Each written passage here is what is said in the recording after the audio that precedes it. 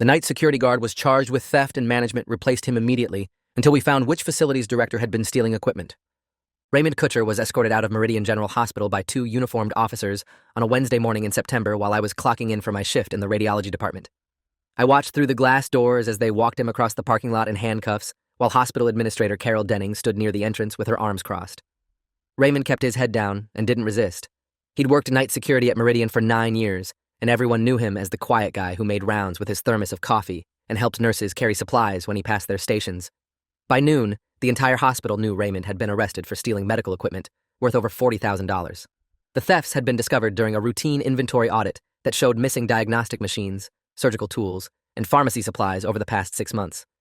Security footage allegedly showed Raymond accessing restricted storage areas during his overnight shifts and loading equipment into his vehicle. Hospital management acted swiftly and decisively. Carol Denning sent a staff-wide email stating that Meridian took theft seriously and had cooperated fully with law enforcement to remove the perpetrator from our facility. Raymond was terminated immediately and banned from hospital property. His replacement started the following night. Nobody questioned it. Nobody defended Raymond. The collective assumption was that night security had the access and opportunity to steal without oversight, and the evidence seemed conclusive. I worked as a radiology technician and had been at Meridian for 4 years. Raymond and I crossed paths occasionally during evening shifts when I stayed late processing imaging requests. He'd always been professional and helpful, once staying an extra hour to help me move a malfunctioning CT scanner when maintenance was unavailable. I'd never seen him act suspiciously or inappropriately around hospital property or equipment. But I also understood that thieves often appeared trustworthy. That was how they operated successfully without detection. My initial reaction was disappointment that someone I'd considered decent had betrayed the hospital's trust. Except something bothered me about the inventory audit timeline. The report claimed equipment had been disappearing steadily over 6 months, with the most recent theft occurring the previous Friday night during Raymond's shift. I'd been working late that Friday processing emergency scans from a multi-vehicle accident. The radiology department was near the main equipment storage area where some of the stolen items had been kept. I'd been in and out of that hallway multiple times between midnight and 4 in the morning.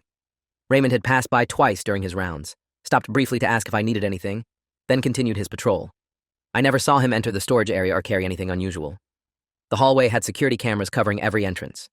If Raymond had stolen equipment that night, the footage would show it clearly. I didn't mention my observations immediately because I wasn't certain they mattered.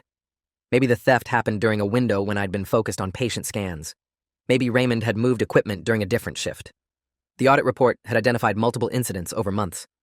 My single night of observation didn't disprove systematic theft. But the doubt lingered through the following week. I kept thinking about Raymond's expression when the officers had walked him out. He'd looked confused and resigned, not guilty or panicked, just defeated by something he seemed unable to process. On Thursday, I was having lunch in the cafeteria when I overheard 2 supply chain coordinators discussing the inventory audit. One mentioned that the missing equipment list included items from departments across the hospital: radiology, surgery, pharmacy, even maintenance tools from the facilities department. The scope seemed unusually broad for a single thief operating during night shifts. The other coordinator said the audit had been initiated by Dale Priestley, the facilities director, who'd noticed discrepancies in maintenance equipment logs. Dale had flagged the problems to Carol Denning, who'd ordered the comprehensive inventory review that revealed the extent of the losses. Dale had apparently been vigilant about tracking hospital assets and deserved credit for exposing the theft. I knew Dale casually from departmental meetings. He'd been facilities director at Meridian for 3 years and had a reputation for being detail-oriented and cost-conscious. He ran a tight operation and frequently emphasized accountability for hospital resources. Something about Dale discovering the thefts struck me as convenient. Facilities directors had broader access to hospital storage areas than almost anyone else.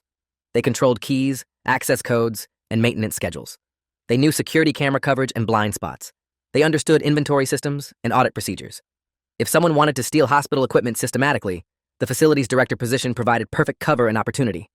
The accusation forming in my mind felt dangerous and irresponsible. Dale had exposed the thefts, not committed them. He'd brought the losses to administration's attention and helped build the case against Raymond. Suspecting him of framing an innocent security guard required evidence beyond gut feeling and speculative reasoning. But I couldn't dismiss the inconsistency between what I'd witnessed Friday night and the accusations against Raymond. I decided to review the security footage myself. Meridian's surveillance system was managed through the facilities department, which meant Dale controlled access, but radiology had separate cameras for our equipment areas due to the expensive diagnostic machines we housed. Those cameras fed to a local server I could access with my departmental credentials. I pulled up footage from Friday night and watched the hallway outside equipment storage from 11 p.m. through 6 a.m. Raymond appeared multiple times during his rounds, walking past with his flashlight and clipboard. He never entered the restricted storage area, He never carried anything besides his standard security equipment. The footage proved Raymond hadn't stolen equipment during his shift that night, at least not from that location. But the audit claimed thefts had occurred over 6 months across multiple departments. One night of footage didn't exonerate him from all accusations. I needed to understand the full scope of the alleged thefts and compare them against Raymond's actual access and opportunity. I requested a copy of the inventory audit report through official channels, citing my role in radiology asset management. The request was denied by Carol Denning's office with a terse email stating the audit was part of an ongoing criminal investigation and not available for general staff review. That refusal felt wrong. Department heads and asset managers should have access to audit findings affecting their areas. The secrecy suggested management wanted to control the narrative and limit scrutiny of their evidence against Raymond. I decided to approach this differently. I contacted the police detective handling Raymond's case. His name was Frank Holloway, and he'd been with the department for 20 years. I called his office and explained I was a Meridian employee who'd witnessed events contradicting the theft timeline. Frank agreed to meet me that afternoon at a coffee shop away from the hospital. I brought the radiology security footage on a USB drive and explained what I'd observed Friday night. Frank watched the video carefully before saying it was interesting, but didn't prove Raymond's innocence across all alleged thefts. I asked Frank what specific evidence had led to Raymond's arrest. He said the hospital had provided security footage showing Raymond accessing restricted areas during overnight shifts when thefts occurred. They'd also provided audit documentation showing equipment disappeared on nights Raymond worked. Combined with his access and opportunity, the case seemed solid. I asked to see the hospital's security footage. Frank hesitated before saying that footage was evidence in an active case and not available for public review. I said I wasn't public. I was a hospital employee reporting exculpatory evidence contradicting the accusations. Frank studied me for a long moment before saying he'd been bothered by something in the case himself. The hospital's footage showed Raymond near storage areas during relevant timeframes, but never actually showed him taking anything. The video evidence was circumstantial. Raymond's proximity to thefts suggested guilt, but didn't prove it. The arrest had been made primarily on administrative recommendations from Carol Denning and Dale Priestley, who'd assured police the evidence was conclusive. Frank had questioned whether the case would hold up at trial, but his supervisors had pressure from hospital administration to move forward quickly. I asked if Frank would be willing to review additional security footage if I could access it from other departments. He said he couldn't encourage unauthorized investigation, but if evidence emerged through proper channels, he'd evaluate it objectively. I left that meeting knowing I needed to access security footage from multiple areas where thefts had allegedly occurred. The facilities department controlled that system, which meant going through Dale would be impossible.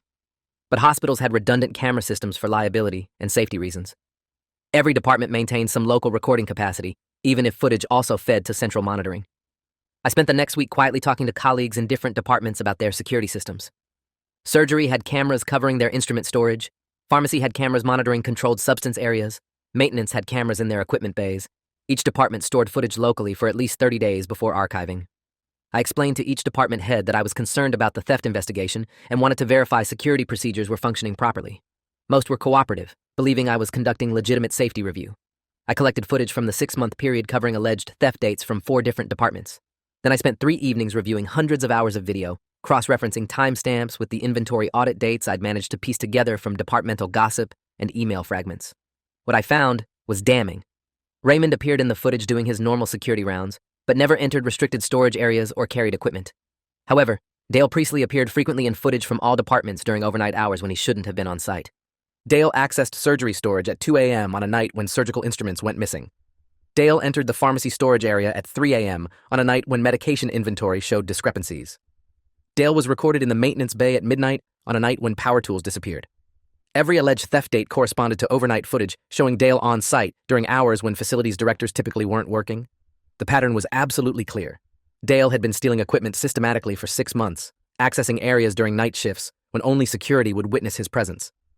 Then he'd initiated the inventory audit himself, controlled the investigation, and directed blame toward Raymond by providing carefully edited security footage that showed the guard near theft locations without showing Dale's actual presence taking the items.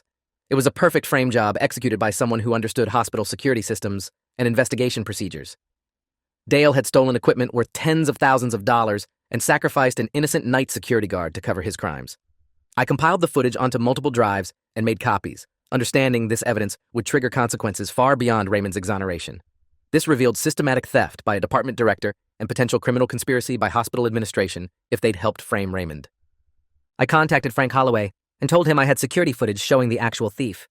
We met at his office where I presented video from multiple departments showing Dale accessing storage areas during theft dates. Frank watched silently, taking notes on timestamps and locations. When the footage ended, He said this completely changed the case. The evidence clearly showed Dale committing the thefts Raymond had been accused of. Frank asked how I'd obtained footage from so many departments. I explained my methodology without admitting I'd possibly exceeded my authorization. Frank said the footage was compelling regardless of how it had been acquired, and he'd need to interview department heads to verify authenticity and chain of custody. He asked if I'd be willing to testify about what I'd discovered. I said absolutely, but warned that management had been resistant to scrutinizing the evidence against Raymond. Frank said that resistance made more sense now. If Carol Denning had helped Dale frame Raymond, she'd face criminal charges herself. This wasn't just about theft anymore. This was conspiracy, obstruction of justice, and abuse of authority. Frank said he needed to move carefully because investigating hospital administration would create significant institutional pushback. He'd need to verify the footage independently, interview witnesses, and build an airtight case before making accusations against someone like Dale Priestley. I left Frank's office feeling vindicated, but anxious about what came next. Dale remained in position at the hospital with full access and authority, while an investigation slowly built momentum. If he discovered people were scrutinizing his activities, he could destroy evidence or manipulate records. Worse, he might identify me as the source of the investigation and retaliate through administrative channels. I decided to keep working normally while Frank conducted his investigation, but staying alert for any signs Dale or Carol had noticed the scrutiny. The following Monday, I was called to Carol Denning's office. She was sitting behind her desk with Dale when I entered. Carol said she'd heard I'd been asking questions about the theft investigation and requesting security footage from multiple departments. She wanted to know why I was conducting unauthorized investigation into matters that didn't concern radiology. I said I'd witnessed events that contradicted the accusations against Raymond and felt obligated to report them. Dale leaned forward and asked what events specifically. I said I'd been working late the night of the alleged final theft and never saw Raymond access storage areas or carry equipment. Dale smiled and said my observations from one location didn't account for Raymond's activities across the entire hospital. Carol said my involvement was inappropriate and disruptive. She instructed me to stop requesting footage and discussing the case with other staff. I said I'd already provided information to law enforcement, and they were conducting their own review. Carol's expression shifted from annoyed to alarmed. She asked what information I'd provided to police. I said security footage contradicting the hospital's evidence against Raymond. Dale's smile disappeared. He said I'd accessed footage without proper authorization and potentially compromised evidence in a criminal investigation. Carol said my actions constituted serious violations of hospital policy and data security protocols. I was being placed on immediate administrative leave pending an internal review. I said they couldn't retaliate against me for reporting evidence in a criminal case. Carol said this wasn't retaliation. This was enforcing policy against unauthorized access to security systems. I was to surrender my badge and leave the premises immediately. Security would escort me out. Dale stood up and offered to walk me to the exit personally, that familiar smile returning. I realized they were trying to intimidate me into backing down, using the same institutional authority they'd weaponized against Raymond. I said I'd already copied the footage and provided it to police, so removing me from the building wouldn't stop the investigation. Dale's smile faltered. Carol told me to leave before she called security. I walked out of that office knowing I'd made myself a target, but also knowing the evidence was now in multiple hands beyond their control. Frank had the footage, I had backup copies, and the investigation was proceeding regardless of hospital administration's resistance. That evening, Frank called to tell me he'd interviewed department heads about the security footage I'd provided. All confirmed the videos were authentic and corresponded to their local recording systems. Frank had also obtained warrant approval to seize Dale's financial records and search his property for stolen hospital equipment. The district attorney's office was treating this as a serious case of theft, fraud, and conspiracy. Frank said my administrative leave from the hospital was likely retaliation, and I should document everything. The investigation would take time, but they had enough evidence to arrest Dale within the week. I asked about Raymond. Frank said they'd already begun proceedings to vacate his charges and were preparing an exoneration statement. Raymond would be cleared completely once Dale's arrest made the frame job obvious. 3 days later, Dale Priestley was arrested at the hospital during business hours. Police executed a search warrant on his office and home, discovering thousands of dollars worth of stolen medical equipment stored in his garage. Financial records showed Dale had been selling the equipment online through anonymous accounts, generating substantial unreported income. The scope of his theft operation was even larger than the initial audit had revealed. He'd been stealing systematically for at least 2 years, not 6 months. The early thefts had been small enough to avoid detection. When the losses became noticeable, he'd initiated the audit himself to control the investigation and direct blame away from facilities management. Carol Denning was questioned extensively about her role in Raymond's arrest. She maintained she'd acted on information provided by Dale and hadn't known the evidence was falsified. Prosecutors didn't believe her. The speed with which she'd terminated Raymond, her resistance to scrutiny of the evidence, and her attempt to suppress my investigation suggested active participation in the frame job rather than innocent cooperation. Carol was charged with conspiracy and obstruction. The hospital board placed her on immediate leave and appointed an interim administrator. Raymond's charges were formally dismissed with a public statement acknowledging he'd been wrongly accused and imprisoned.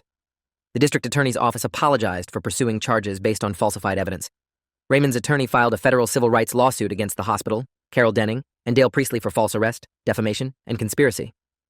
The case was settled within 6 months for a substantial amount that included compensation for lost wages, emotional distress, and damage to Raymond's reputation. I was reinstated at the hospital with back pay and a written apology from the interim administrator. My administrative leave was acknowledged as retaliatory and expunged from my record.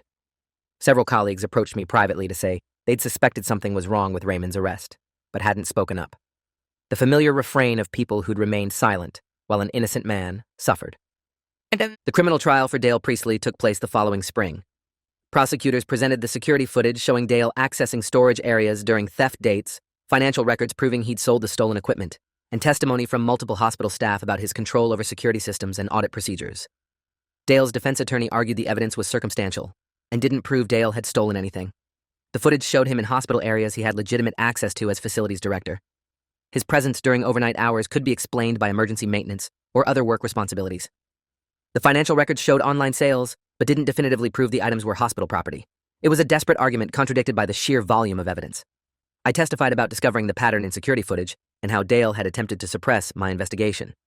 Other employees testified about Dale's unusual overnight presence and his aggressive response when questioned about equipment access. Hospital inventory specialists confirmed the missing items matched those found in Dale's possession. The jury deliberated for 6 hours before convicting Dale on all counts of theft, fraud, conspiracy, and obstruction. He was sentenced to 11 years in prison and ordered to pay full restitution to the hospital and Raymond. Carol Denning's trial followed immediately after. Her defense was that she'd been deceived by Dale and had no knowledge his evidence against Raymond was fabricated. Prosecutors presented email records showing Carol had been notified about inconsistencies in the security footage, but had dismissed concerns and ordered staff to stop questioning the investigation. They showed her attempt to place me on administrative leave for reporting contradictory evidence. They demonstrated a pattern of Carol prioritizing institutional image over truth. Suppressing investigation that might reveal her hiring of Dale had brought a criminal into hospital leadership. The evidence suggested Carol had suspected Dale's involvement, but chose to sacrifice Raymond rather than admit she'd failed to properly vet the facilities director. Whether she'd known definitively that Dale was guilty or simply didn't want to know was legally irrelevant. Her actions constituted obstruction and conspiracy regardless of her precise knowledge. Carol was convicted on multiple charges and sentenced to 4 years. The hospital board terminated her employment and initiated a comprehensive review of hiring practices and security procedures. Meridian General became a case study in institutional failure and the danger of administrators prioritizing reputation over accountability. The scandal generated state legislation requiring hospitals to implement independent review procedures for employee theft investigations and prohibiting administrators from controlling evidence in cases where they might have conflicts of interest. Raymond never returned to security work. The 3 weeks he'd spent in jail before making bail had traumatized him beyond his ability to function in institutional environments. He'd lost his apartment during the arrest because he couldn't pay rent, lost his car when it was impounded, lost his professional reputation when news coverage identified him as the accused thief. Even after complete exoneration, the stain of accusation remained in background checks and online searches. Employers saw arrest records before they saw dismissal notices. Raymond moved to a different state using his settlement money and found work in private construction. We stayed in contact occasionally through email. He told me once that the worst part hadn't been the jail time or the criminal charges. It had been watching hospital colleagues he'd worked with for 9 years immediately believe he was a thief. How quickly people who'd known him, who'd worked beside him, accepted his guilt based solely on administrative accusations. How little his years of reliable service and character had mattered when weighed against institutional authority. I understood that completely. The same colleagues who'd ignored Raymond's arrest suddenly praised my investigation after Dale's conviction. They claimed they'd always suspected something was wrong but hadn't wanted to interfere with official procedures. The revisionist history was predictable, but depressing. Nobody had suspected anything. They'd simply accepted the narrative provided by authority and moved on. Questioning that narrative required risk and effort most people wouldn't undertake. I'd stumbled into this investigation through proximity and coincidence, not virtue. I left Meridian General 18 months after Dale's conviction. The experience had shown me that hospitals were less interested in truth than institutional protection, and I couldn't trust administrators who'd so easily sacrificed an employee to avoid scandal. I found work at a smaller medical facility with better oversight and more transparent management. Dale served 7 years before being released on parole. His medical career was permanently ended and he worked manual labor jobs while paying restitution. Carol finished her sentence and moved to a different state where she worked administrative roles outside healthcare. Her professional credentials were permanently damaged. The facility's director position at Meridian remained cursed. 3 people held the job in the 5 years after Dale's arrest, each leaving quickly under various pressures. The department couldn't shake the association with institutional corruption. Raymond's civil settlement included a provision requiring Meridian to establish an employee defense fund, providing legal assistance for staff members facing wrongful accusations. The fund was named after Raymond and administered by an independent board. It helped 3 other employees over the following years, proving the problem of institutional scapegoating extended beyond a single case.